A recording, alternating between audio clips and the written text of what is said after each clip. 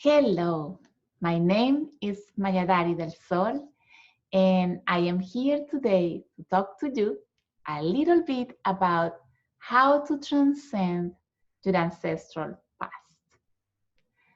To begin, I have a question for you. Do you feel that you have some unresolved issues or conflicts in your life? We all do. Whether we are conscious of them or not, they are happening. Our exterior world is showing what hasn't been resolved here within our soul. We tend to listen to our mind, but not to our soul. And the mind understands and thinks, but the soul feels. And it seems that there is a problem communicating between these two. So if your soul feels down, do you think that just thinking positive is going to be enough for the soul to be uplifted? Maybe not. Maybe your soul needs something else. Your soul needs to feel the change, and then it can be aligned to your mind. So I'm here to clarify a little bit of how your soul works. We all have an individual soul that is connected to a collective soul. So let's clarify this. This is you, your individual soul, that is connected to a bigger system, which is your family system. And your family system that is here is connected to many other systems that form a oneness, a unity. That means that your individual soul is connected to the whole, to the unity. And the unity is connected to your soul. So I wanted to say this because this is the beginning to understand why certain conflicts happen in our lives and we don't know why. So that's just to clarify. Let's continue. I am going to talk to you a little bit about constellations, family constellations today. Constellations to begin, or the constellations that I'm going to be talking about, is not about astrology, not about the stars, as many people think about constellations. Yes, there are constellations on the stars. But if you go to the dictionary, constellations also means a group or a cluster of things that are related to each other. So we are part of a constellation. The constellation and I, or our individual soul, are one, and we are all related to each other. Saying that, I'm going to continue. I want to bring some information before speaking about family constellations. And it is about epigenetics. Have you heard about epigenetics? Well, I'm going to give you just a brief information. Epigenetics have proved scientifically that we inherit not only the genetics, but also the memories of survival from our ancestors. Epi means above the genetics. So it's not just that we inherit the genetics, but those memories. And maybe our ancestors got to overcome many things. Great. Maybe we are able to overcome the same things. But what about the things that they didn't get to overcome? their fears, their limitations. What about those? If those were transferred to us because they were passed on to us, the descendants, in our DNA, in our genetic code, then what happens?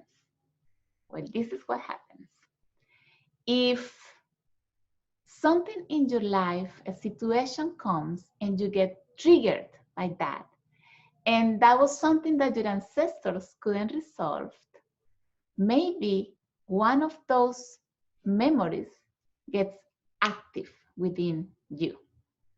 And so maybe you will behave the same way they did, or emotionally reply the same way they did, or maybe you will make decisions based on that, and you don't know why.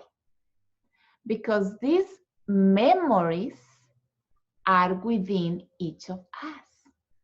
And if we are part of a collective soul, then we are carrying the memories not only of your parents, your ancestors, but the whole humanity. So that's how it happens. I'm going to give you a little example here. In Europe, there was long time ago, many generations in the past, there was a remote village in Europe. And the community of this village had a situation. When the winter came, they had issues with, at certain point, lacking food. So they, at certain point, suffered from starvation. And when the summer came, they had abundance with food because all the growing, all the produce was ready for them by then. So they will eat a lot in that time. But then when the winter came again, they had the same situation. So there was a study it's called transgenerational. This professor made this research. And it happened that 2 generations after this started to have problems with nutritional problems. Like they started to have problems with obesity and diabetes. And what happened here was that the memory in these descendants awakened, and they had fear. Even though they have plenty of food, they had fear that maybe food wasn't gonna be available. So they will eat and eat. It was like this anxiety that led them to eat more than what they needed, or even if they had it there. See, that's how it happens. The memories get activated within you, or they keep dormant. The fact that they keep dormant doesn't mean that they are going to be gone at a certain point. No. If you didn't get to live certain situations that weren't resolved in the past, maybe your descendants are going to have to resolve them. And the memories I'm talking about are, I can name a lot of them, but I'm just going to name some of them. What about abandonment?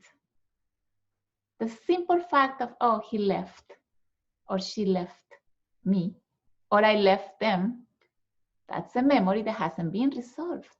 Abandonment, betrayal, rejection, loss, failure, disease, death, anxiety, depression, all of these memories have a root that hasn't been resolved.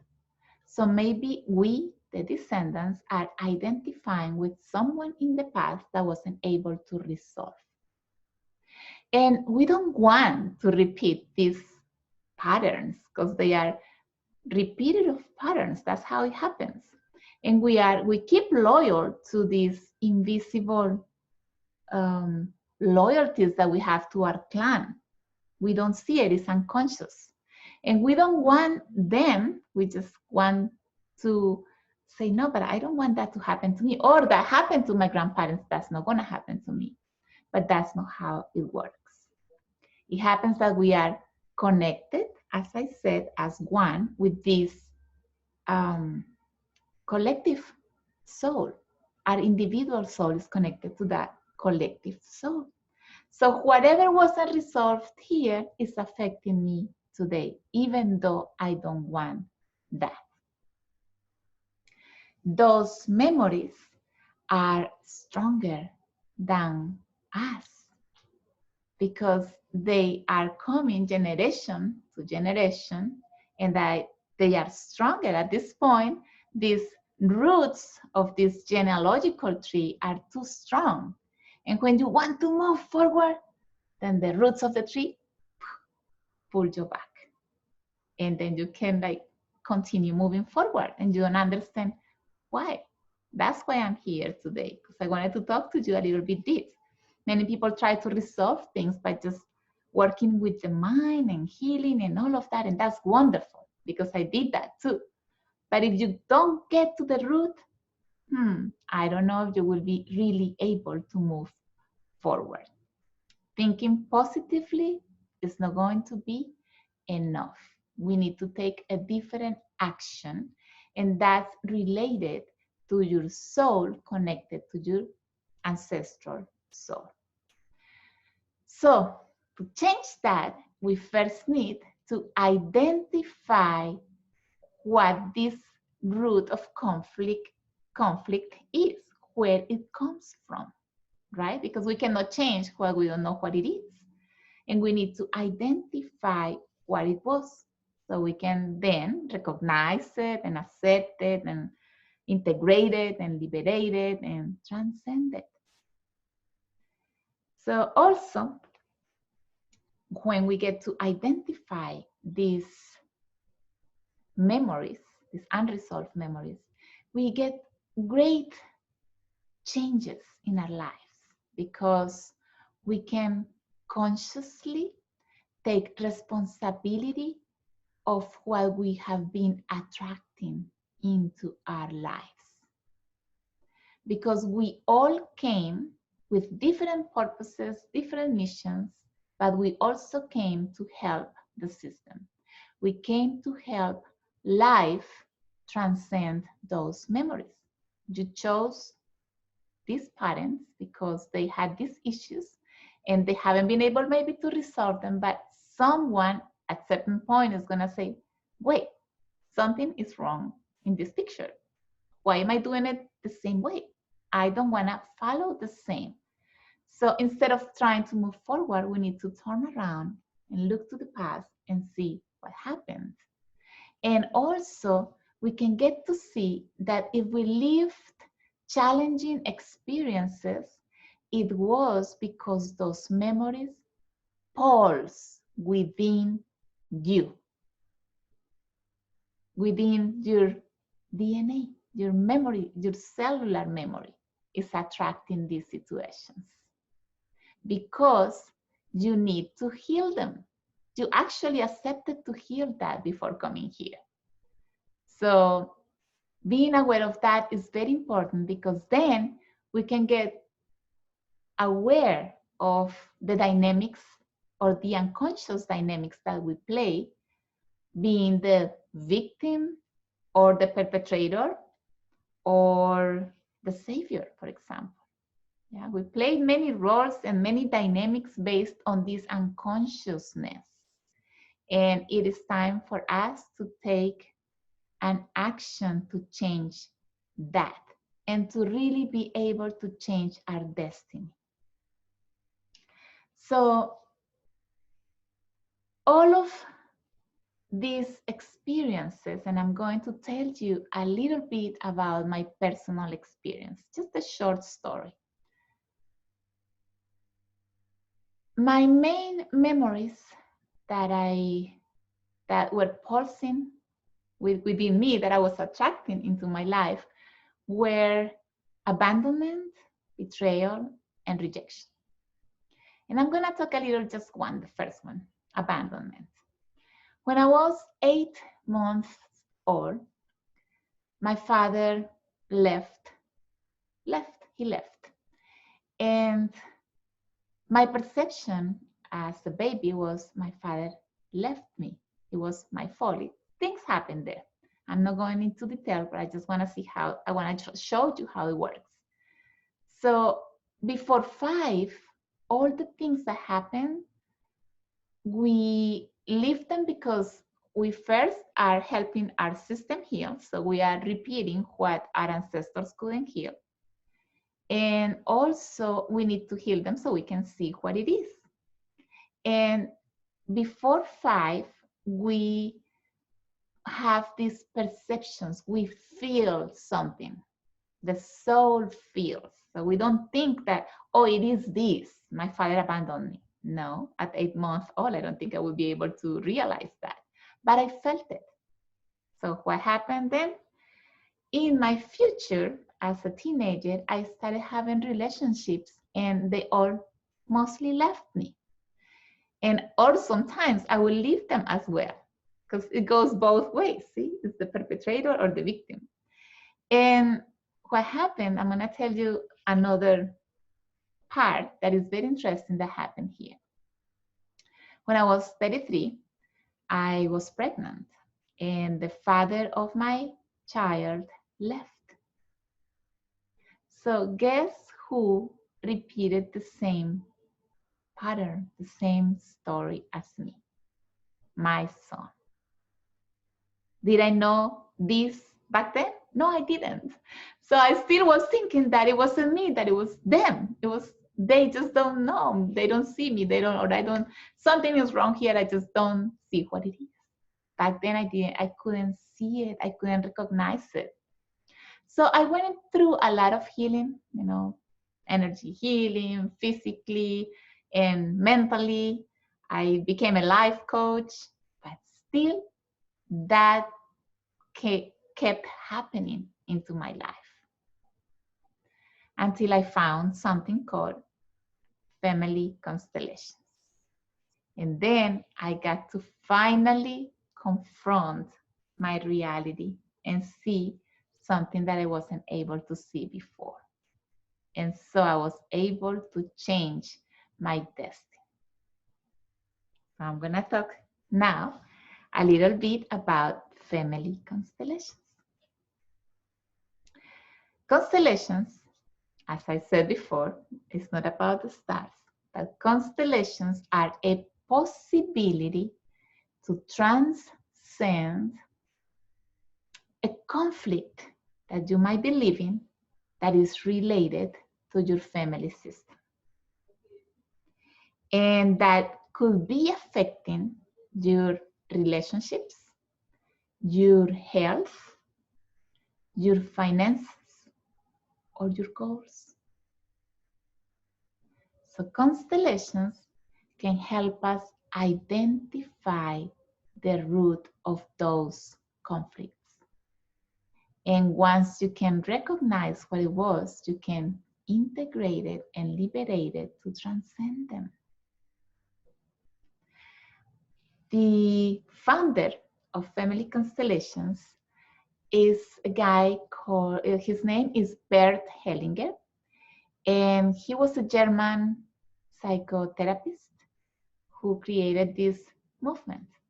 And he used to say something that I want to share here that I think is very interesting. He used to say that there are only 2 directions. One towards life, the other one towards death. Our soul wants to expand, to fulfill a purpose, to reach goals, to have a harmonious life with a partner and with my kids, and name it. The soul wants that. Your individual soul wants that. And when you want that and you're moving forward towards that direction, because it flows like that, something happens that blocks that. What could that be? Maybe your past is calling you because something haven't been resolved back then. So the roots pull you back and you turn around and start going in the other direction. And that's how we haven't been able to move forward, because we haven't been able to resolve something from here that is calling us. So once we untangled those roots, then we can liberate and move forward. So the main purpose of family constellations is to reestablish the organic order of life, because life has an order. So our system should. And when there is no order, there is no love. And if there is no love, there is not abundance and all the things that we want. So love can be possible when there is order, because love and order go along. They can flow organically. So it is good for us to take a look of this consciously, be aware of this.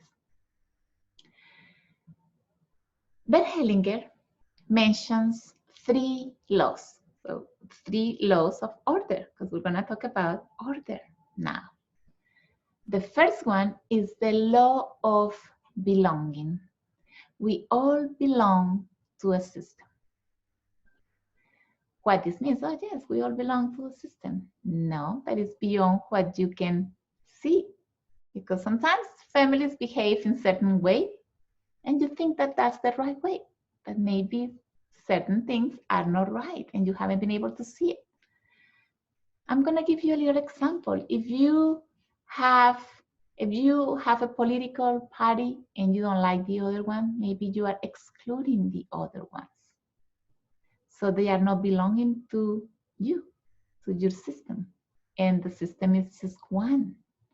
So I'm not saying here that you don't have to agree with everybody, but we still can include. And that happens also in your family system. Maybe some of the members of the family did certain things that weren't approved by the other ones, and maybe we reject them. We exclude them. And the exclusion causes disorder within the family system. What about the secrets? There are many secrets that were kept. And those secrets usually are hiding something. And those members that hasn't been seen want to usually come to the front and say, but I'm here, you haven't been able to see me, and I also belong. And so once you can get to see those, then you can integrate them into the system, and the whole system flows differently then. I'm going to give you an example. Abortions.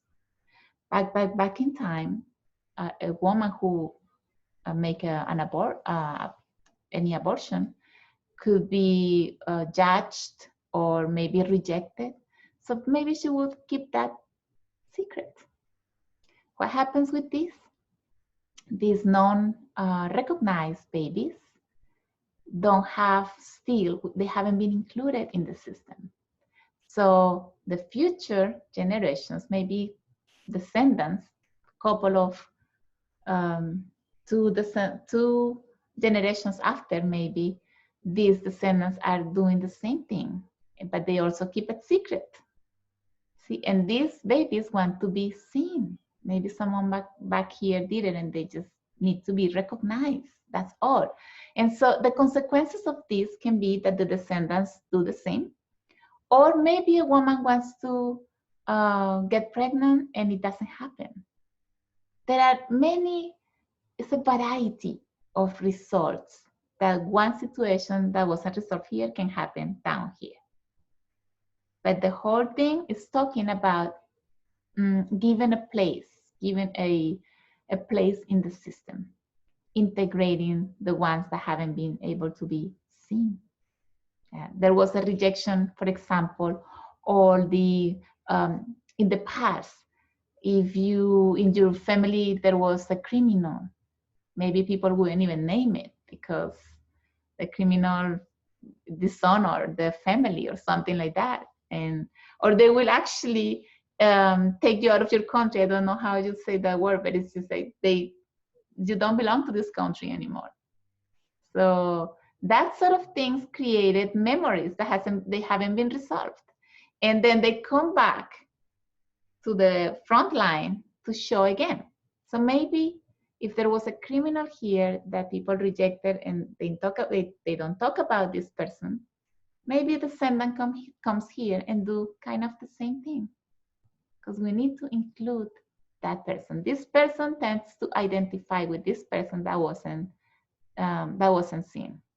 So that's how it works. The dynamic works like that. The second law is the law of hierarchy.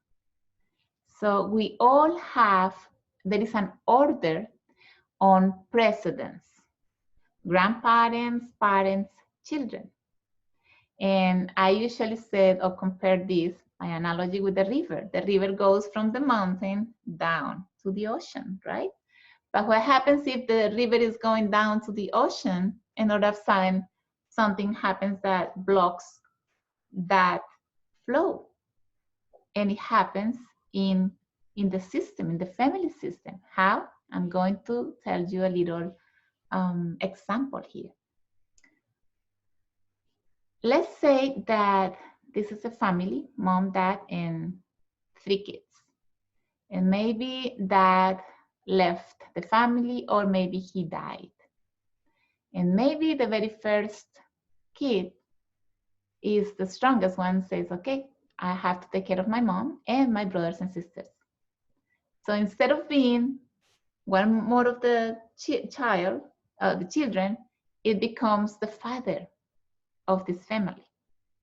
So energetically, kind of marries his mother and becomes the father of his brothers and sisters. And then, as an adult, this man, if it's a man, because it happens also with women, I've seen those cases, and maybe this man is not going to be able to find a wife easily because there is no space for a woman there. He's so busy. He took a different role. So it happens that instead of being here, he got here and took this space. So it's exchange roles, let's put it this way. Or also it can happen that when parents are too old and the children are adults and start taking care of the parents, they become bigger than the parents. So they tell their parents how to do, what to do, don't do that, why did you do that? So they kind of treat them like children. So there is a blockages here that creates conflict. And the main thing to do here is just to honor and respect that precedence. That's how we can resolve it. The third law is the law of equilibrium, meaning that we don't take more of what we need, or we don't give more of what we have. And this law is very important because if I take too much, maybe I create debts. How am I going to pay for that? And maybe even if it's emotionally, if I take too much, I'm creating some debts in my life. So maybe if I make a lot of money, maybe I make a lot, but maybe at the same time it's gone. And I don't understand why it comes and it goes and I don't get to save, for example. Maybe I'm paying some debts because it's energetically. Debts are energetically first, and then they show exteriorly, they show in your finances, in your money, for example. And also, we all have these emotional gaps from our childhood that haven't been able to be fulfilled. So we are in need of certain things, and we are always looking for that. And we look for that in others, in our partner, in our friends, and I'm always looking to satisfy that. But the only ones that can give you that is mom and dad. And not to you as an adult, maybe, but to your inner child that still lives within you and still is in need of that. And you as an adult need to take care of that inner child because your parents cannot give that at this time. So all of those things happen in our mind, psychology, because it's all our psyche that do all of these things. We have all of these psychological, how can I say that? It's like we have the psychological states of the child and the adult, and we respond to certain situations based on that. And it is important that to see what are we doing without giving and receiving. Am I taking too much, or am I giving too much? Why am I giving too much? Why do I have to take the control of that? So there are many dynamics that we play to get what we think or we feel we need or our inner child needs. So all of those things happen, and maybe you don't know it, but it's happening. And that's what keeps us in these conflicting relationships with the abundance of a good or a healthy relationship and our bodies, because sometimes people think that a disease just is genetic, but maybe it's not. Maybe someone back there had an emotional trauma, and that's what happened in her body, and then now everybody's carrying it because everybody's identifying with that person. See, there are many, many situations. Every person has totally different results from one thing, because every one of us had a different perception. And I'm not gonna say more because then I can keep talking about that, but let me continue. So how these dynamics work, how the family constellations work. Usually can be done individually, one-on-one, like I do one-on-one on site or online. But we also can do it in a group session, also online and on site. So usually between the people who is participating, we choose one to be the one who's going to be constellating, and the rest participate of that constellation. No matter what, everyone here who is participating gets something from it, because guess what? We are all connected. So the synchronicity of life put us all together to see something that this person needed to show or needed to see, but that we also needed to see as well. We are all mirrors. So that's the beauty of it. Usually the person who's constellating chooses from the participants people to represent the members of his or her family. Mom, dad, brothers, husband, kids, grandparents, love, money, whatever it is that that person needs to constellate. And usually the person positions these people or those people who's representing those energies in a specific way that speaks. So that is showing something that we can identify what's the dynamic that is happening there. Also because the way they feel, sometimes they might feel the resonance, because there is a resonance of those memories that weren't resolved. It's like taking a fragment of that memory and we bring it to this moment so we can see it. And so it's not that, channeling or anything like it, just feeling the same feelings that everybody felt back then. Let's put it this way. So at that moment, we can identify what happened and we can reconciliate it. Because the memories don't have time. There is no past or future or no, they're still there, pulsing. See, the memories are in this field. It's called the morphogenetic field, which is our collective soul that holds your memories as a child, your memories, your parents' memories, your ancestors' memories, and the memories of the whole humanity. So we can kind of go to the past and see what happened. So we can resolve it back then. And that's untangling the memories so it can flow again towards life. Because we want to go towards life, towards what we want to do, accomplish, or whatever.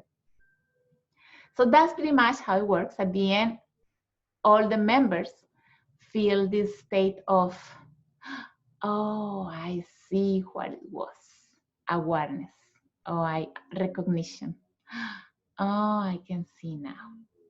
Compassion, because what happened back there or back then, it was a way of surviving maybe, and we cannot understand why our parents couldn't give us what we needed. But because back then, maybe someone didn't receive it, so they cannot give you what they didn't have. And so it can give us a compassion to see that as well. Also give you a state of freedom. It's like, oh, lightness. It's like, oh, I feel like, oh, took this burden out of my shoulders. I feel like light, freedom, release. And also it gives you, or people get in this state of peace. And most of the representants in the constellation feel the same way. It feels in order now. It feels wellness around. So it just shows the end of the constellation. So that's how it works. Who can constellate? Anybody. If you are in a relationship with your husband and wife and they are having issues, it can help you improve your relationship, because you're not marrying only a man or a woman. You're marrying the whole system behind them. And that is a lot. And if you chose this partner to be, means that what it is in here, it is in you too, within you too. So it is your perfect mirror to see what you need to heal. And then you both play those roles, or the victim and the perpetrator, so you can see that you both have the same wounds, pretty much. So that's how it works. I'm not gonna go further. But who else? Children. Children go through a lot of things today. Bullying, aggressiveness, addictions, hyperactivity, depression, anxiety, all of these things that the children are living is not because of them. It's because of their parents that haven't been able to resolve. So they are identifying with the system to confront that and to show them what hasn't been able to be resolved back here. So usually I consider if children are maybe under 15, usually I ask the parents to come and constellate instead of the children. Teenagers have constellated, because I have constellated teenagers, and I'm amazed by how a person with this age decides to do this work. It's saving a lot of energy and future conflicts in their lives. So I'm very blessed by that.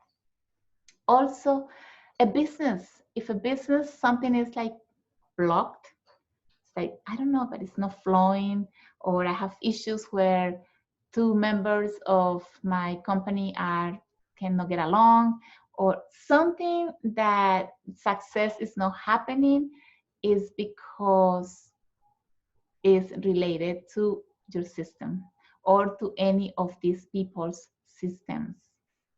Because you don't hire just a person, you hire those systems as well. So why are they telling you? We can constellate that as well. So as you see, constellations can be used in many, many ways. Okay, so now I want to open an invitation for you to join. We are having group experiences because the soul needs an experience to change. Remember that.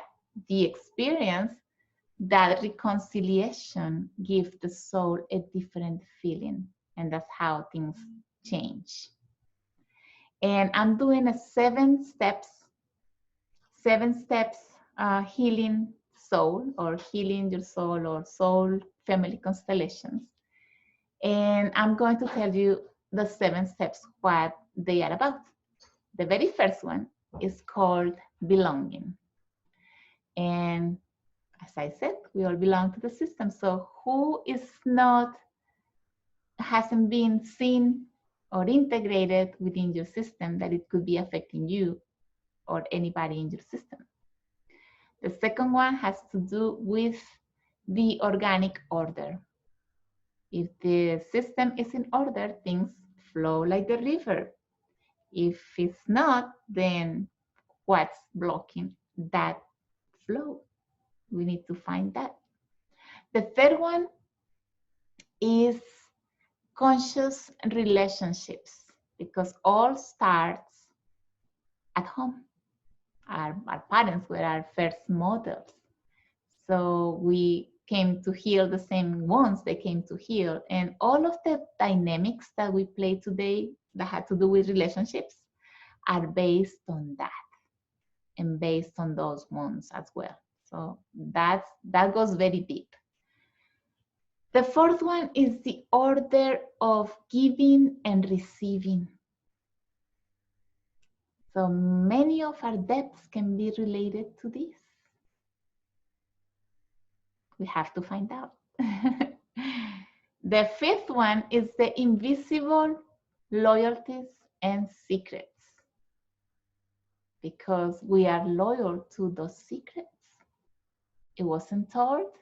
I do the same, but I don't tell anyone else either. So I keep it secret. And those secrets are affecting big time your life and others' lives. The sixth step is called repetitive patterns. Whether you learned that, why did you learn it that way? From your parents? Yes, but why your parents did it that way? Because they learned it from someone else, their parents. So it means that it's generation to generation, we have been following the same. So why are we repeating that instead of allow us to move forward? It's actually blocking our goals, for example. You know, there are a lot of things that are involved in the repetitive patterns. And the last one is called the order of love. There is, as I said before, there is the only way that love can be possible is when there is order in your life. I'll be talking a little bit about those 3 psychological states and how we can get to love from our adult side, adult state. Okay, so how am I going to do this? It's going to be happen on Tuesdays at 7 p.m. Eastern Time through Zoom. And since we are living such situation, what is happening in the world, usually my one-on-one sessions, or even if you're in a group session, you come to Constellate, is $111. And this time, I'm only gonna ask for $21 per session. What happens in that session? I bring the topic, I talk a little bit about it, maybe 20 minutes, and then we jump into the experience. We make a drawing from the participants, and we make a constellation. And so we all participate. And then at the end, I close it as a group constellation. We all get to constellate the same thing this person constellated. So it's very powerful. We get to see a lot of things that we need to see, to transcend a lot. We all get touched. We all, me as a facilitator, the participants, and the person who's constellating. It's a movement that touches all. All the collective gets touched by that. And you can pay also. I added PayPal because PayPal has a credit PayPal that you can pay 6 months with no interest. It's only $147. And so at the end, you will be paying like $20 a month. So it's a great deal. If you get to take the 7 steps, you will get to move a lot of the things that are tied here that you haven't been able to maybe untangle or seen or recognize or identify. So there's a lot of liberation after 7 steps. So my invitation for you is to join these 7 steps of transformation of the soul. And I always say that the healing of one is the healing of all, because once this individual soul changes one little twitch, we all changed. Even if it doesn't seem, even if it doesn't seem, it is happening. So I also want to invite you to follow me. I'm on my social media. I'm on Facebook, Instagram, and YouTube. Please subscribe to my channel. I usually upload many of the content on family constellations. I upload it in English and in Spanish. So don't go there and say, oh, but it's in Spanish. Now I have both. I usually do one in English, one in Spanish. So look for the Spanish one, for the English one. And subscribe. I'm usually posting every day different information on what's happening in the soul that we cannot resolve. And my intention is to bring all of this light, because as Hellinger used to say, the secrets are looking to come to the light.